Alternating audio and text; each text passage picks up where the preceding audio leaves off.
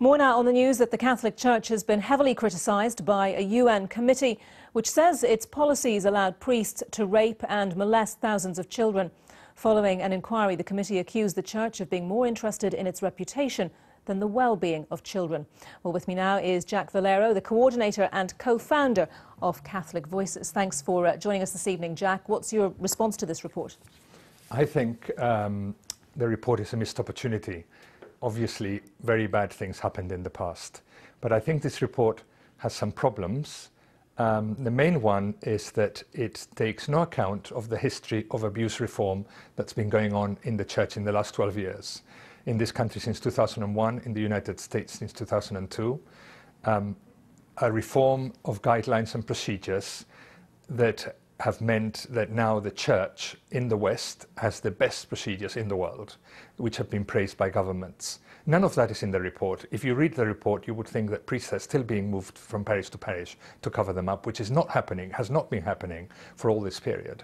And obviously, the main people that need to be looked after, the victims, are not served well by a report that's inaccurate. You know, the Holy See sent 2 priests to the meeting of the UN committee in January, and they explained everything that had been done, the procedures that we've put in place over the last 12 years. The report isn't totally inaccurate, though. Admittedly, it talks about things that have already been aired in public that we know about priests being moved from parish to parish, etc., but it's not wholly inaccurate, is it?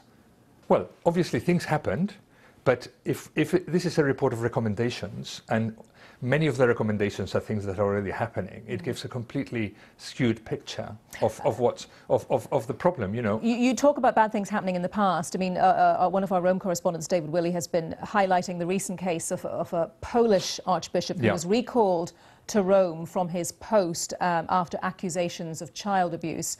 Now, the Vatican is not extraditing him to Poland at the request of the Polish authorities. That, you must agree, seems to still suggest that the Vatican is trying to protect its reputation above putting the needs of those children first of all. Well, not to protect his reputation. This particular special case that he's a citizen of the Vatican because he's a diplomat of the Vatican to another country, but yeah, I mean, that shouldn't count for anything. No, you know, we're talking about accusations of child abuse, yes, one of the most serious crimes. He will be tried in public, and he will be handed over to the police. He will be handed over to civil, of course, and it will, criminal as will happen here for any accusation that's made against any priest in the United States, in the United Kingdom, in any country in the West, is immediately handed to the police.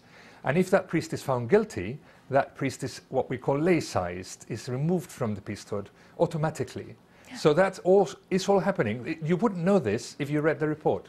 Briefly, Jack, do you think, though, that, you know, despite these measures that the Vatican has put in place, that it needs to do more to create the right perception amongst the public? Well, of course, it's been a huge scandal for decades, and this will take time to put right. The procedures and guidelines are in place. They, as I said before, they are the best in the world, and we lead the fight against child abuse, child sexual abuse in all of society. We lead that fight. This is a very important fight. We have to keep going. And the main area we have to keep going is what Pope Francis said at the end of last year, which is we must look after the victims. They're the important ones.